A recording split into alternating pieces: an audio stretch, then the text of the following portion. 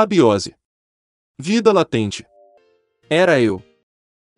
Sabe aquele dia que a família se junta para jantar, e aí o papo vem e vai? Então, começamos a lembrar das pessoas que já fizeram parte das nossas vidas. Nos lembramos de causos, histórias, papo furado, como você preferir. Pois é, então nos lembramos de uma história que aconteceu há muito tempo com um dos nossos tios, o tio Francisco. E era mais ou menos assim o caso. Minha avó na época já era viúva, e os meus tios e tias eram a base dela. O tio Francisco, como era o mais velho, era o chefe da casa. Isso queria dizer que ele tinha ficado no lugar do meu avô, e a responsabilidade dele era grande. Tio Francisco era um rapaz na época, e ele coordenava todas as tarefas do sítio, ele era o faz-tudo. Um dia, meu tio estava aumentando o galinheiro, e já estava quase tudo pronto. Faltava só alguns detalhes para terminar a obra. Ele estava todo orgulhoso do seu feito. Não só ele, mas a família toda.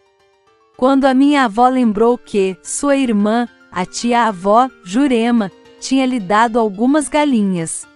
O tio Francisco ficou empolgado com a notícia, e assim que o galinheiro ficou pronto, ele se prontificou a ir buscar as penosas. Meu tio era uma pessoa muito prestativa e gentil, e fazia tudo de coração aberto. No final de semana lá foi ele, e a vovó muito preocupada, porque ele estava saindo ao entardecer, e a estrada era muito escura e perigosa. Pediu então que ele tomasse cuidado, e que levasse um candeeiro para iluminar o caminho. E assim ele fez. Saiu feliz porque fazia um tempão que não via a tia, Jurema, e a saudade era grande. Jurema era muito alegre, e tudo para ela estava bem, mesmo quando as coisas não estavam. E lá se foi Francisco. A noite foi chegando, e a lua estava enorme. Mesmo assim ele achou melhor acender o candeeiro, e seguiu. Era chão que não acabava mais. Levantou poeira durante um bom tempo, até quando avistou um menino à frente. Deveria ter no máximo uns 10 anos, ou um pouco mais. O menino era franzino, e caminhava com muita dificuldade. Parecia sentir dor nas pernas ao andar. Francisco se aproximou, e puxou conversa. Mas a única coisa que ele escutou foram grunhidos. Não parecia estar muito bem aquele menino. Diante da situação, e daquele sofrimento, ele não pensou 2 vezes, colocou-o nas costas e se pôs a andar. Procurando saber por que ele estava perambulando por ali, tio Francisco puxava a conversa. De onde você é? Para onde você vai? O que aconteceu com você? Por que estava andando sozinho na estrada? Mas nada de resposta. Ele só ouvia grunhidos. O tempo foi passando e o cansaço foi chegando, e Francisco começou a se perguntar: como pode uma criança pesar tanto assim? Cada passo que dou, parecia que ele aumentava 1 quilo. Caramba! Não estou aguentando mais. Foi quando ele reparou que não tinha olhado ainda para o rosto do rebento. Então levantou o candeeiro e virou na direção dos ombros para olhar. E o que ele viu era inacreditável. Aquilo não era deste mundo. O que ele carregava em suas costas não era um menino, e sim um ser asqueroso, com pés e mãos enormes, que arrastavam pelo chão enquanto ele andava.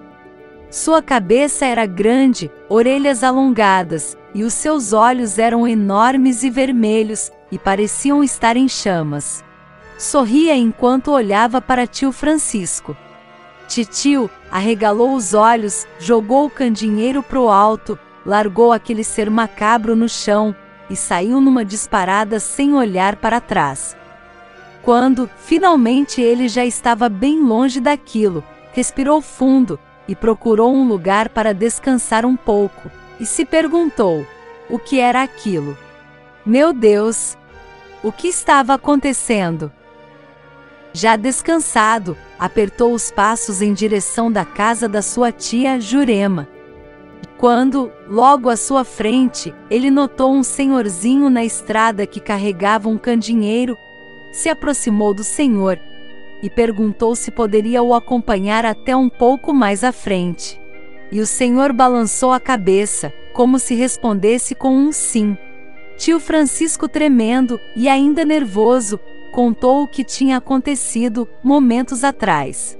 Que tinha visto um menino na estrada e que ele tinha se transformado numa assombração. O senhorzinho parou, levantou o candinheiro, olhou para ele e disse: "E não é que aquele menino era eu?" Foi aí que o tio viu aqueles olhos flamejantes, aquele corpo volumoso e asqueroso. Ele emudeceu e, numa palidez total, saiu na correria. Até hoje não se sabe como ele chegou na casa da tia Jurema. Nunca mais saiu à noite sozinho, nem se fosse por dinheiro. Cruz, credo.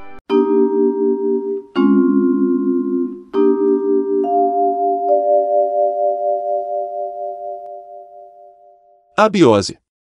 Vida latente. O quarto. Minha mão tremeu tanto quanto os meus pés. Foi inesperado, um susto. Palavras nem da boca saíam. Fiquei paralisado, em choque. Depois nem sabia o que fazer, se gritava ou corria, se andava ou fingia que nada havia acontecido. Mas criei coragem e olhei bem nos olhos. Aquele lugar era apropriado. Era um quarto escuro, tinha uma cama no canto, e um guarda-roupa velho ao lado. Mas a única coisa que reparei bem era você, que estava ali, parado, olhando para mim. Aquilo tudo foi passando, meu corpo foi se acalmando e me refiz. Então acendi a luz, e cobri o espelho que estava à minha frente com um lençol, e fui dormir.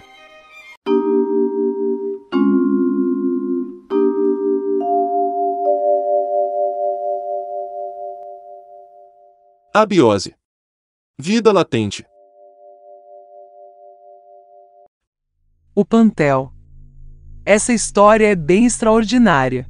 Pedro vivia em um vilarejo, perto de um engenho de cana-de-açúcar, e era lá que a maioria das pessoas trabalhavam. Pedro, primogênito da família, tinha mais 8 irmãos. Seu pai trabalhava na usina, ganhava muito pouco. A sua mãe era dona de casa e lavadeira de roupas. De qualquer forma, ele queria ajudar a família, e foi aí que ele começou a procurar um emprego, algo que possa lhe trazer dinheiro. Então foi ver se conseguia alguma coisa na venda do seu Teixeira. Era lá o ponto de encontro onde o pessoal proseava e tomava umas caninhas. E muitas das vezes tinha alguém oferecendo um trabalho. Quando chegou na venda, já havia algumas pessoas bebendo e contando causos. E o que eles falavam era sobre um tal de Pantel. Mas, o que era o Pantel? Não sei. Diziam eles que era um ser grande, peludo, e que por onde ele passava ficava um cheiro de morte. Frio, úmido e paralisante. Mora no meio da mata e todos devem ter respeito por ele, principalmente quando entrar no meio do matagal. Se por acaso você destruir, ou sem querer colocar fogo na sua toca, ele vem atrás de você. Quem contava o causo era o Sebastião, um mateiro do vilarejo, e seu amigo Joaquim escutava tudo com cara de medo. Suor escorria pelo seu rosto. A prosa estava muito boa, mas eles precisavam ir para casa, pois tinham que entrar na mata pela manhã bem cedinho. Pedro escutou tudo com atenção, e foi logo falando para ele se não tinham um trabalho para um moço bom de braço com a enxada. Os dois olharam para o rapagão e perguntaram: "A gente não paga muito e o serviço é bem pesado. Tudo bem para você?" "Claro. Para mim não tem tempo ruim. Quando começo?" "Amanhã mesmo." Pedro, muito feliz por ter arrumado um trabalho, saiu correndo para sua casa e contou a novidade para a família. Todos na sua casa ficaram felizes por ter conseguido um trabalho.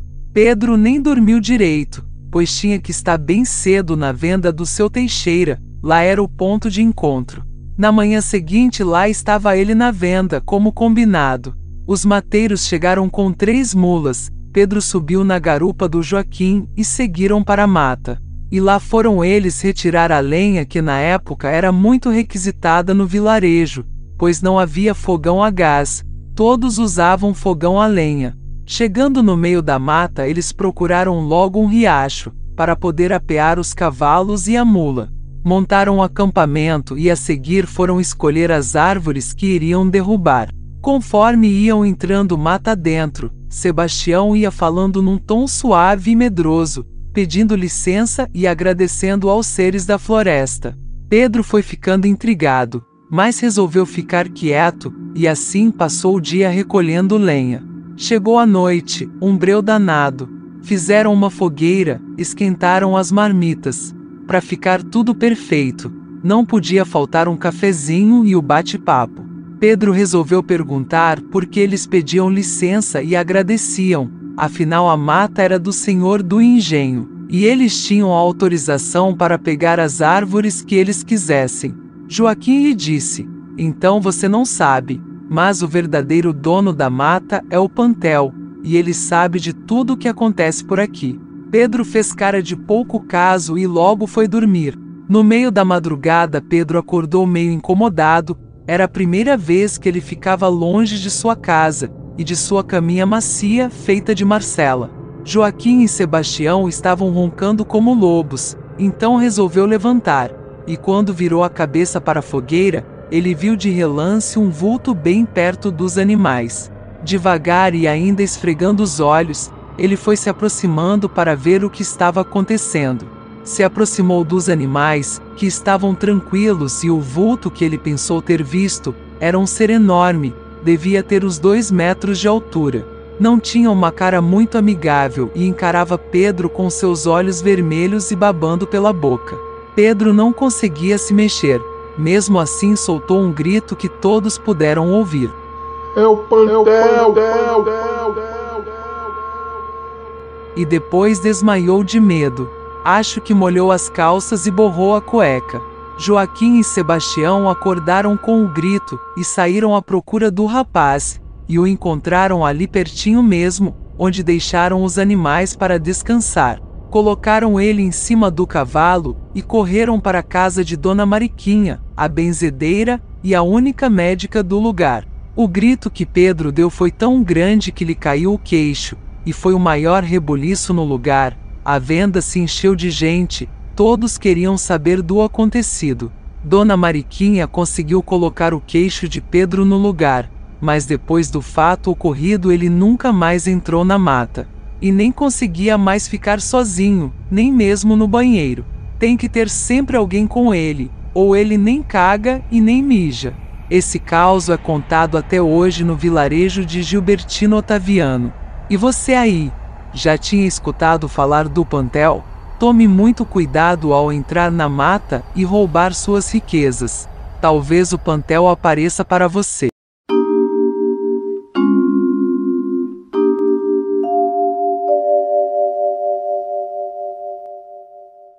Abiose. Vida latente. Magia do mar. Toda noite, ele aparecia no quiosque, Flor da Praia, sempre com o seu parceiro violão. Ele saía da escuridão e se aproximava cheio de ginga. Cara bonitão, malhado, camisa aberta mostrando o seu tanquinho. As meninas ficavam todas o admirando, olhando para ele com cara de lobas. Chegavam a babar com a beleza do broto. Era irritante aquele seu jeito de gente boa. Cumprimentava todos, e todos gostavam dele. O nome dele era João Mamoa. Só não mandava o cara embora, porque a freguesia aumentava quando ele estava por lá. Mais ainda quando ele tocava o seu violão. O quiosque Flor da Praia lotava. Era bom pros negócios. Pensei até em contratá-lo, mas ele não queria ter compromisso e também não queria saber de grana. Nunca vi alguém assim, que vive de brisa, ou é mais um filhinho da mamãe. O consumo dele era por conta da casa, podia beber e comer à vontade. Isso só acontecia porque ele gerava lucro. Ele só ia embora quando a gente estava fechando. E sempre quando ia embora, levava uma moça bonita, ou um cara com ele. Cada um faz o que quiser de sua vida, quem sou eu, para julgar as preferências do cara? seu corpo, suas regras. Só que aconteceu uma coisa.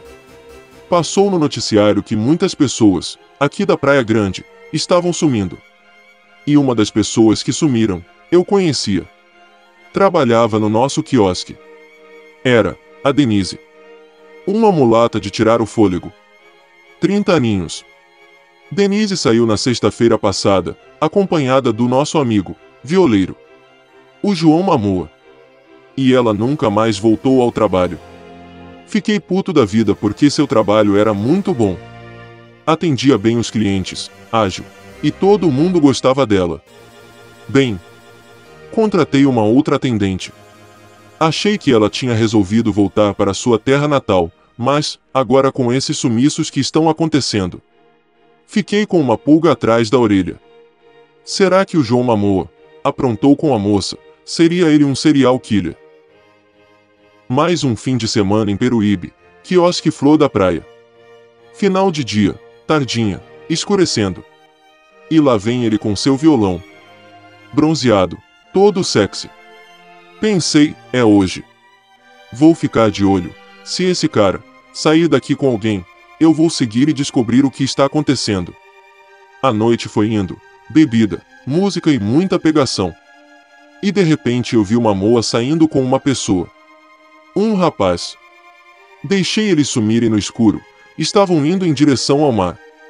Pedi para o pessoal fechar o quiosque só quando o último cliente fosse embora. Segui então o rastro dos dois. Claro que não fui sem uma arma. Eu tinha Manchester 22, uma bela arma que meu primo Pablo me deu. Fui seguindo na escuridão, e começo a escutar gemidos. Caramba, acho que os dois estão transando atrás daquelas pedras. Putz, deixa pra lá, vou embora. Então, escuto um grito muito alto que parecia ser de dor. Subi as pedras, e pude ver. O João Mamoa, ele era um sereio, ou sei lá o que. Uma cena horripilante. Ele estava por trás do cara, dando mordidas, e jorrava sangue nas águas do mar. Peguei minha Winchester 22, mirei na cabeça, e disse: olha pra cá, filho da puta sem vergonha. Violeiro do caralho. Apertei o gatilho e a arma falhou, tentei mais 2 vezes e nada. Foi o tempo de João Mamoa pegar o carinha e se jogar no oceano. Sumiram. Na mesma hora eu liguei para a polícia. No local do crime, a polícia não encontrou nada. Nenhum vestígio. Como aconteceu tudo ali na água, entre as pedras, creio que o mar lavou qualquer pista. Agora, eu fui chamado de louco. Virei o homem que viu um sereio. Fui humilhado e, além do mais, apreenderam a minha arma, que o primo Pablo me deu. Beleza, fazer o quê? A vida seguiu no quiosque Flor da Praia, em Peruíbe. Não tinha mais agitação, nem cantoria com viola à noite. Nem quiosque lotadão. Mas, de uma coisa eu tenho certeza nessa vida. Se o sereio existe, as sereias, dos contos de fadas, também existem. Nesse mundão, não se pode duvidar de nada.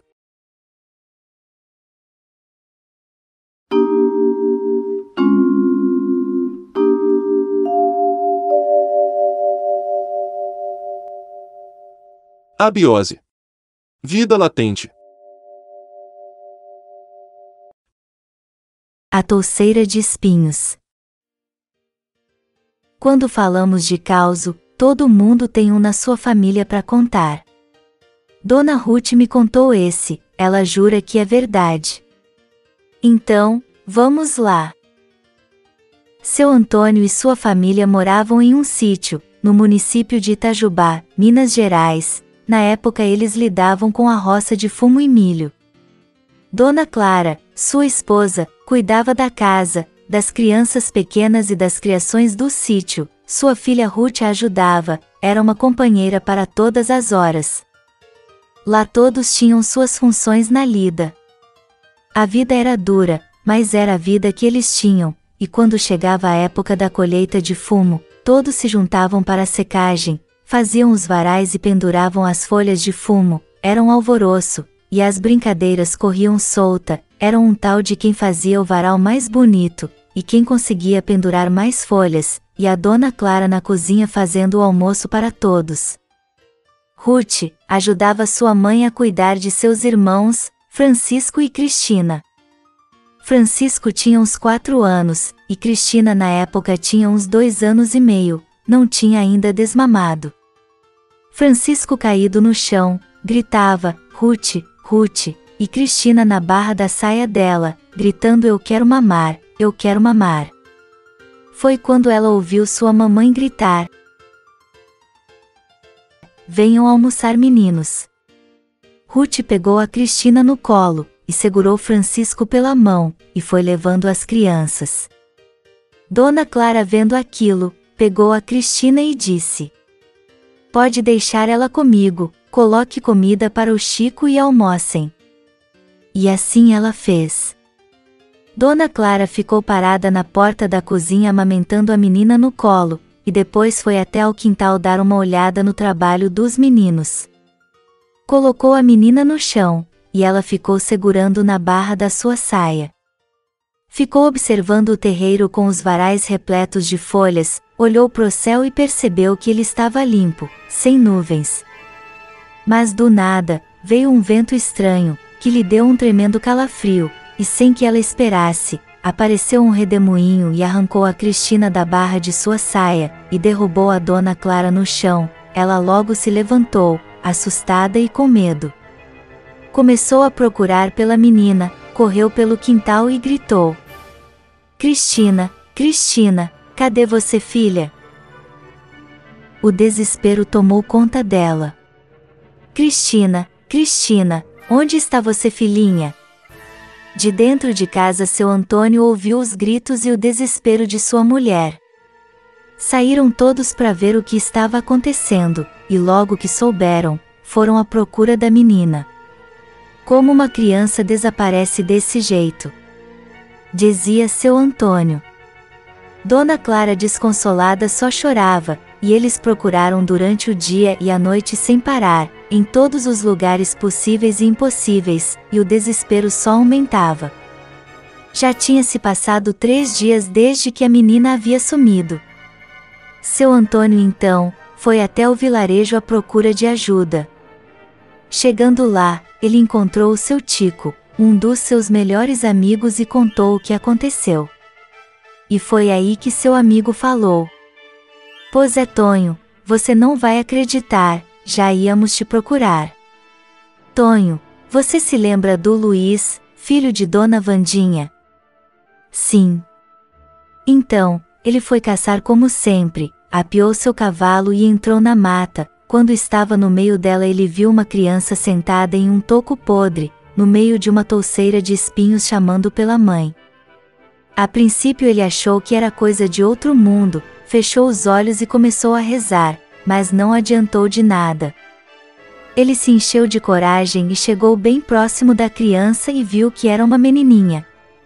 Ela tinha mais ou menos uns 2 ou 3 anos, e ele foi logo perguntando a ela.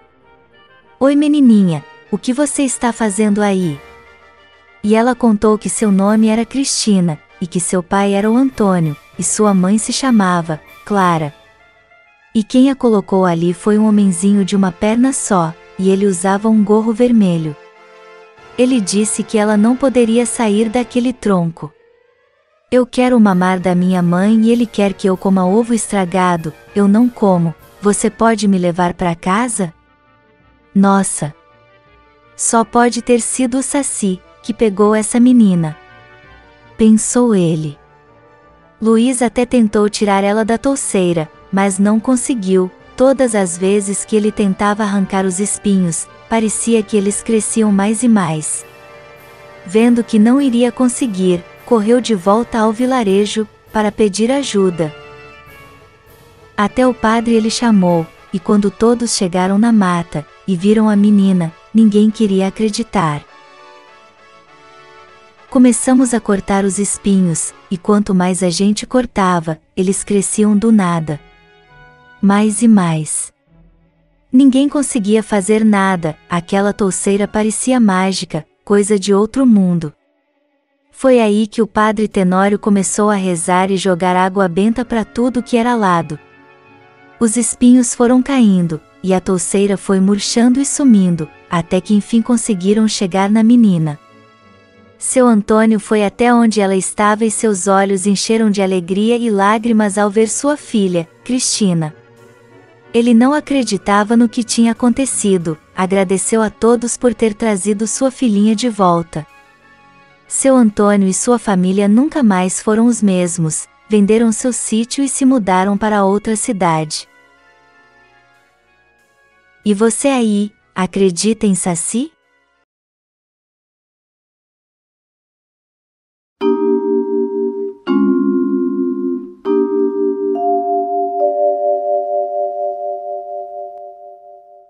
Abiose. Vida latente. Você acredita em fantasmas? Eu acredito que existe algo, muito além da nossa imaginação. Quando eu era criança, existia um jornal aqui de São Paulo que se chamava Notícias Populares. Um dos jornais mais baratos e mais vendidos na época. Teve um tempo que as notícias deste jornal eram exclusivamente sobre o nascimento de um bebê diabo. Nossa, aquilo me deixava louco, morrendo de medo. As imagens que apareciam no jornal eram apenas desenhos do bebê diabo, tipo retrato falado. Cada imagem que me deixava arrepiado, com muito medo. Não conseguia dormir à noite, achava que a qualquer momento iria ser atacado pelo demo em forma de bebê. Quando minha mãe apagava a luz do quarto, eu pegava o lençol e me cobria dos pés à cabeça, imaginando que o diabo em forma de guri estava lá fora, me esperando. Mesmo assim não tinha nada que comprovasse a veracidade da história do bebê diabo. Mas não importa, para mim era questão de tempo, até ele me atacar. O tempo foi passando e acabei esquecendo aquela história. Mas assim que acabava uma, vinha outra miséria. Como no caso da loira do banheiro, e depois, a do homem do saco, e também tinha a bruxa do 71, entre outras. Mas teve uma coisa que aconteceu comigo, que achei muito estranho. Eu o chamava de Ligeirinho. Fui notando a sua presença aos poucos, quando eu estava em casa sozinho, fazendo a lição da escola. Percebi que alguém me observava, senti a sua presença. Um vulto no meu ombro, ou bem próximo. Quando eu virava para ver quem era, aquela coisa corria rapidamente para um lado, ou para o outro. Era de arrepiar. Um vulto às vezes cinza, às vezes escuro. E toda vez era a mesma coisa. Nunca conseguia ver a tal figura. Só vulto. Tinha medo, e raiva de não ser mais rápido que ele, ou ela. Quando eu virava para ver quem era, aquela coisa corria rapidamente para um lado, ou para o outro. Não era possível. Eu tinha que dar um jeito e descobrir quem era esse papagaio de pirata. Desenvolvi um plano. A ideia era colocar um espelho bem grande à minha frente, e quando sentisse a presença do camaradinha, era só olhar no espelho. Acredito que não daria tempo do Ligeirinho fugir, antes que eu o visse. Me preparei, fiquei tranquilo, e comecei a fazer as tarefas da escola. Eram somas e multiplicações, depois vieram os verbos e a redação que a professora de português pediu. Foi então que senti aquela coisa me observando do nada, mas o que ela não sabia é que eu já estava preparado. Estava com medo, mas tinha que encarar o Ligeirinho. Nem me movi, só virei os olhos em direção ao espelho. Caramba! Não era nada. Não tinha ninguém. Ninguém, não. Tinha eu, olhando para mim mesmo. Foi aí que cheguei a uma conclusão. Que o carinha rápido era eu mesmo. Tudo não passava de fruto da minha imaginação. Imaginação que até hoje me faz escrever contos e histórias para revistas em quadrinhos, podcast, entre muitas outras coisas. Usando a sua imaginação você pode criar um monte de coisas, até mesmo fantasmas dentro da sua cabeça.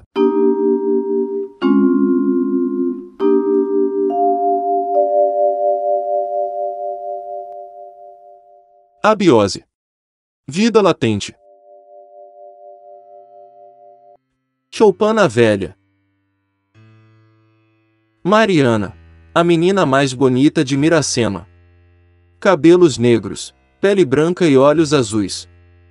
Quando cheguei na cidadezinha, encostei o meu caminhão no posto e pedi para o frentista calibrar os pneus e verificar o óleo. Estava cansado.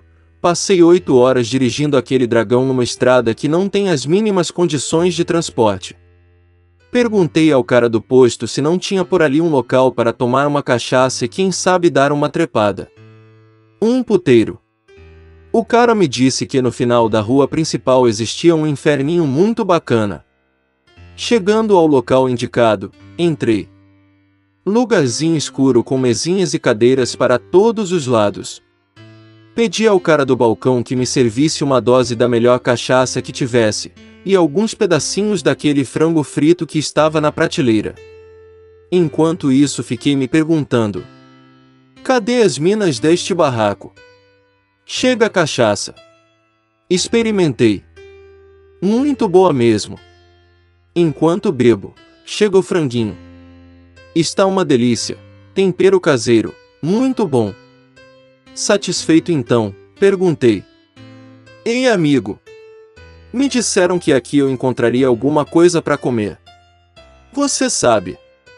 Estou na estrada já faz um tempo, asfalto, poeira, buzina e nada de mulher. Tô precisando afogar o ganso, tem que ser jovem, durinha. Porque pelanca já comi muito na estrada. O cara tirou um 38 de trás das calças, e disse pra eu picar o pé dali, antes que me desse um tiro no rabo. Saí de lá sem entender nada. Será que eu faltei o respeito com ele? Muito estranho. Caminhei pela estrada em direção ao posto, donde estava o meu caminhão. Bravo e puto da vida. O carinha do posto tinha aprontado alguma comigo. Mas antes que eu chegasse lá, uma linda mulher pude ver, encostada num muro de pedra. Ela me olhava, eu olhei para ela. Uma reação de calma e paz caiu sobre mim. Me aproximei da moça e disse: linda moça, quero tocar em você. Posso? Ela pegou minha mão e levou até seus seios, apertando-os, depois me arrastou para trás do muro, e sem que pudesse dizer alguma coisa, ela se despiu. Nunca tinha visto coisinha mais linda na minha vida. Então rolamos de um lado pro outro. Aquele desejo enorme que estava comigo quando cheguei, finalmente estava sendo saciado. Quando acordei já era outro dia. Estava no meio do mato, pelado. Onde estão minhas roupas? Percorri no meio do mato e fui encontrando uma a uma. O sapato, a meia, a outra meia. Era uma trilha de roupas que me levava a uma choupana velha. Ainda faltava achar minhas calças, e por algum motivo, eu sabia que estava na choupana. Bati palma algumas vezes, mas não saiu ninguém. Resolvi então entrar. O local não estava totalmente abandonado, tinha um chão limpinho, e uma cama com um lençol forrado. Algumas flores no vaso que estava em cima da mesa. A minha calça estava em cima da cristaleira, por sinal muito bonita com suas taças de cristais e garrafas de vinhos. Senti uma vontade enorme de tomar um trago. E como não tinha ninguém para me oferecer, me servi. Uma delícia. Coloquei as calças e me preparei para sair, quando notei um porta-retrato. Era aquela morena linda que havia passado a noite comigo. Ela era muito gostosa.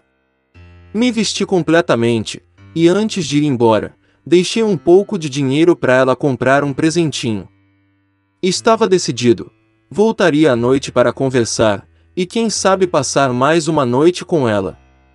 Chegando ao posto, fui logo tomando satisfação com o filho da puta do frentista que me indicou o prostíbulo errado.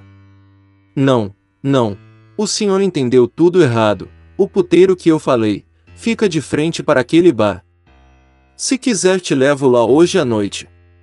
Disse que não precisava, afinal tinha encontrado uma menina de deixar as pernas bombas, bonita e muito fogosa. O cara disse que as únicas meninas que trepam assim são as do puteiro, as outras ainda são crianças, a mais velha tem 9 anos, e é filha dele.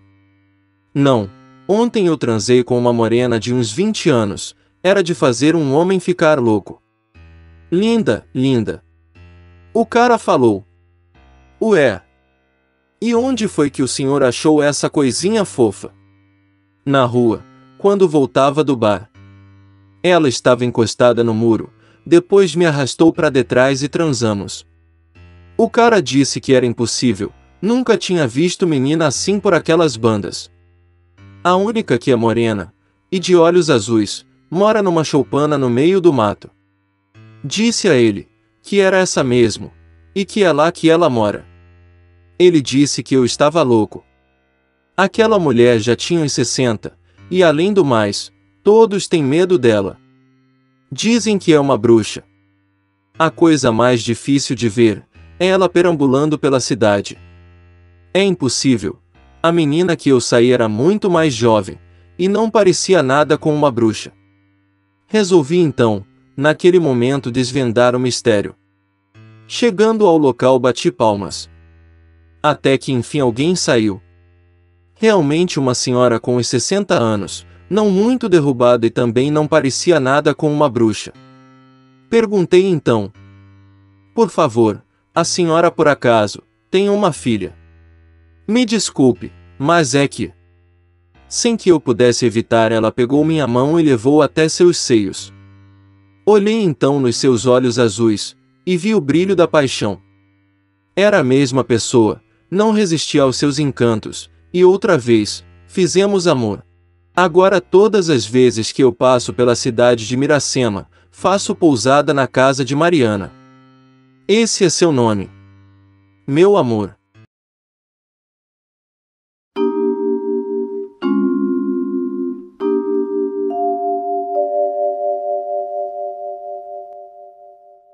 Abiose. Vida latente. Os amigos. Olá pessoal. Essa história foi contada para mim, pelo meu tio Cícero. Ele disse que escutou de sua avó, Mariquinha. Ela adorava contar histórias à noite, quando o pessoal se reunia para tomar um café e fumar cigarros. Bem, a história aconteceu por volta de 1957, na cidade de Morenos, Pernambuco.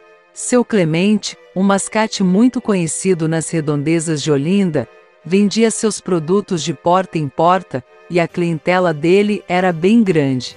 Como as coisas estavam indo de vento em polpa, ele decidiu que chegou a hora de comprar uma Rural e fazer suas vendas cada vez mais longe.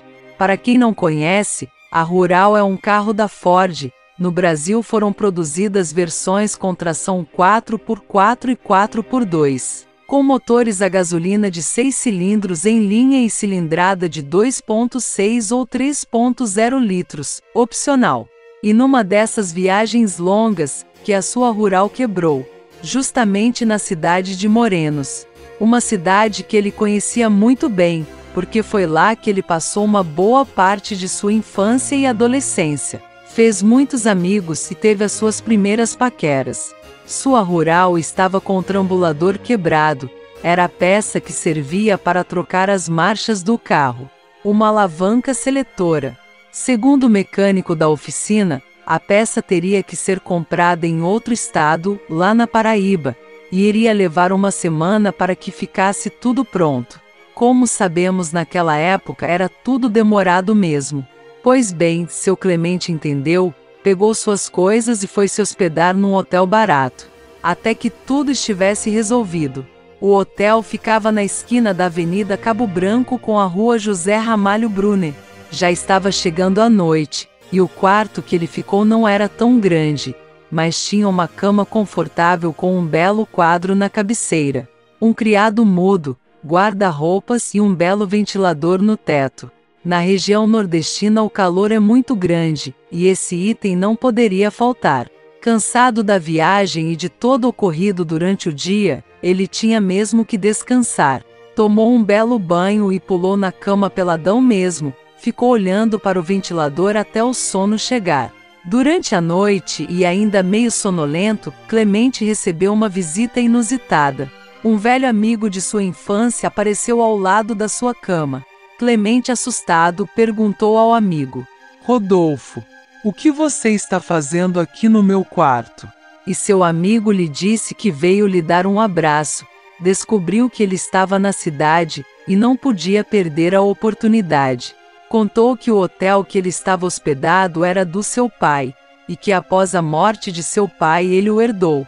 Disse que o hotel já tinha recebido muitas celebridades, Aracide Almeida, Elza Soares e Garrincha, até aquele ator do filme O Pagador de Promessas, mas que no momento ele não se lembrava do nome.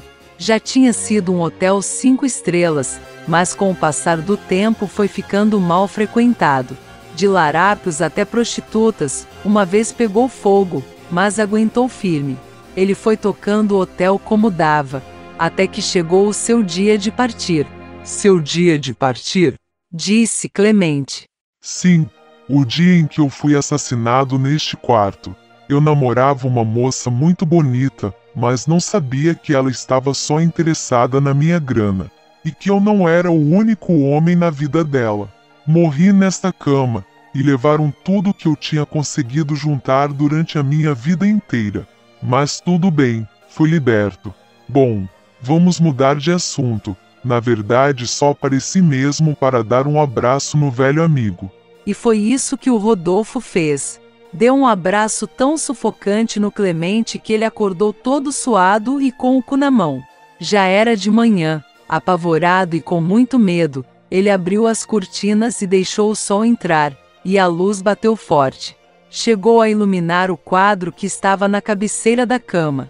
Clemente não tinha visto ainda os detalhes do quadro, se aproximou, colocou seu óculos e percebeu que o quadro era de uma foto que ele tinha tirado com os amigos, Rodolfo, Jairo e Eduardo, há muitos anos atrás. Ele tinha mais ou menos uns 17 anos na época. Ficou ali olhando e percebeu que aos poucos a imagem do Rodolfo foi ficando fosca até que virou um borrão. Nossa, que coisa medonha. Acho que é porque essa foto é muito velha mesmo. Tá toda amarelada. Clemente, pensando no pesadelo que tinha acabado de ter, se arrumou e foi tomar seu café na padaria. Depois foi na oficina mecânica, e passou quase todo o dia por lá, conversando e contando piadas. Ele mal piscou e a noite chegou novamente. Seguiu em passos lentos em direção do hotel. Subiu as escadas, tomou novamente aquele banho gostoso e foi se deitar. Pensando ainda na noite passada, ele disse em seus pensamentos: Puxa, aquela época era muito boa, boa mesmo. Cada uma que a gente aprontava. Foi quando aí apareceu na sua frente o Eduardo, mais conhecido como Dudu. Clemente arregalou os olhos e ficou ali em pé, durão. Dudu olhou para ele e disse: Que cara é essa, meu amigo? Senta aí na cama pra gente conversar.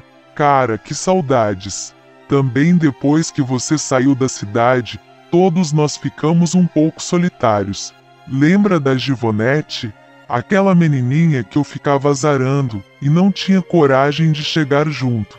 Pois é, ela chegou em mim, e acabamos casando e tendo 2 lindos meninos. Nunca saímos da cidade, trabalhei a vida toda como açougueiro, não era fácil. Mas seguimos a vida sem perrengues. O meu filho mais velho se casou e foi morar em Portugal. Minha mulher ainda mora na mesma casa em que nasceu, herança de família. Eu e o meu outro filho, o Julinho, morremos num acidente de carro na saída da cidade. Julinho, vem dar a mão aqui pro meu grande amigo. Quando Clemente virou para ver o garoto, um corpo sangrando veio em sua direção, com apenas a metade da cabeça, e levantou o braço para lhe cumprimentar. Clemente acordou novamente todo molhado, tremendo e com medo de abrir os olhos. Mas aos poucos foi tomando coragem e foi deixando a visão aparecer. Já era outro dia. Ele se arrumou o mais rápido possível, e quando estava saindo, o quadro que estava na cabeceira da cama caiu. Ele parou e, mesmo com medo, entrou novamente no quarto, pegou o quadro e o colocou de volta na parede. Notou que na foto, o seu amigo Dudu tinha virado um borrão, igual à imagem do Rodolfo. Desceu as escadas correndo e foi direto para a oficina. Conversou com o mecânico e descobriu que a peça do seu carro chegou antes do esperado e que ficaria pronto até a noite. O mecânico iria passar o dia todo no conserto para que seu cliente pudesse sair no dia seguinte bem cedo. Clemente ficou muito satisfeito. Passou o dia todo rondando a cidade, relembrando os lugares e as aventuras que tinha passado por lá com seus amigos. Mesmo com receio, ele foi à casa de Givonete, bateu palmas e um vizinho dela disse que depois da morte de seu marido, o Dudu, ela tinha ido morar em Portugal com seu outro filho. Falou também que a casa estava à venda e que se ele tivesse interesse, ele indicaria a imobiliária. Clemente agradeceu e foi embora. Desta vez já era bem tarde da noite, ele não estava com coragem de dormir no seu quarto. Então, ele teve a grande ideia de ficar na sala de TV do hotel. Se o sono chegar, dormiria por ali mesmo. Estava passando um filme de Velho Oeste, Um Dia de Fúria. Era tiro para todo lado e soldados e índios se matando. Mas aos poucos a imagem da TV foi ficando fraca e apenas chuviscos apareciam na tela. E do nada, aparece uma imagem familiar na TV, era seu amigo Jairo, o mais novo da turma. Saiu flutuando na escuridão da sala e sentou ao lado de Clemente. E aí, amigo? Já faz tempo que não te vejo por essas bandas. Tava até comentando isso com o Rodolfo e com o Dudu. A gente tinha uma bela turma, né?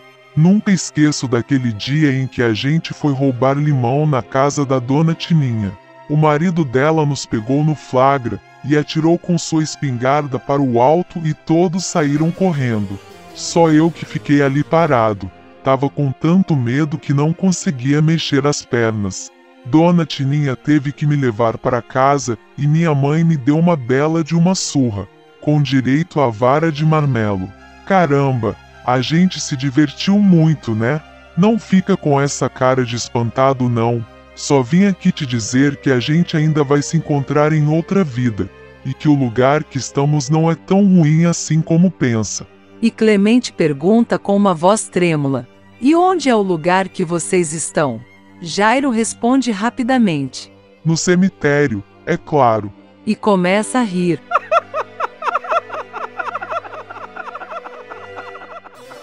Clemente acorda todo suado, já era de manhã. Desligou a TV que estava chuviscando e correu para o seu quarto. Arrumou rapidamente as suas coisas, mas antes de sair, não pôde evitar. Olhou para o quadro e 3 borrões cobriam as imagens de seus amigos. Só a imagem dele que ainda estava nítida no quadro. Deu as costas e desceu rapidamente as escadas, correu em direção à oficina. Perguntou logo: E aí, o carro ficou pronto? O cara olhou para ele e disse: Tenho 2 notícias, uma boa e outra má. A boa é que o carro ficou pronto, está ótimo. E Clemente pergunta ofegante: E a má? A má é que o senhor vai ter que pagar uma boa grana pelo serviço. E os dois caíram na gargalhada.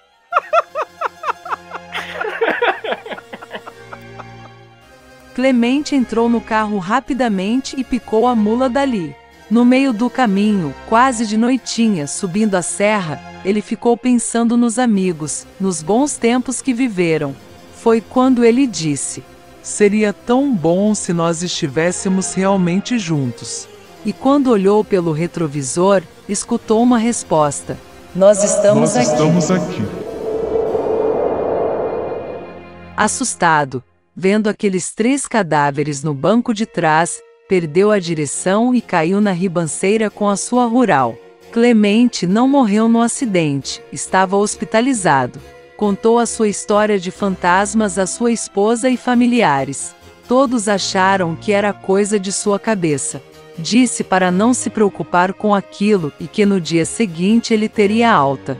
E no outro dia, quando sua mulher foi buscá-lo cedinho, descobriu que seu marido tinha falecido. Assim, do nada, sem explicação nenhuma. Muito triste, ela foi ao seu quarto se despedir.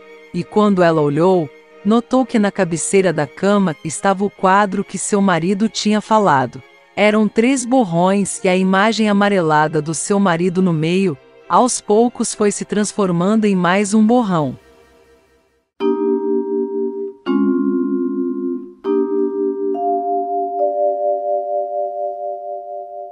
Todos os direitos reservados para JB Studio. Quer saber como colaborar com o canal, dar alguma sugestão ou patrocinar? É muito simples, entre em contato com a gente. Envie um e-mail para abiose.vidalatente@gmail.com. Agradecemos a todos e até o próximo capítulo de Abiose, Vida Latente.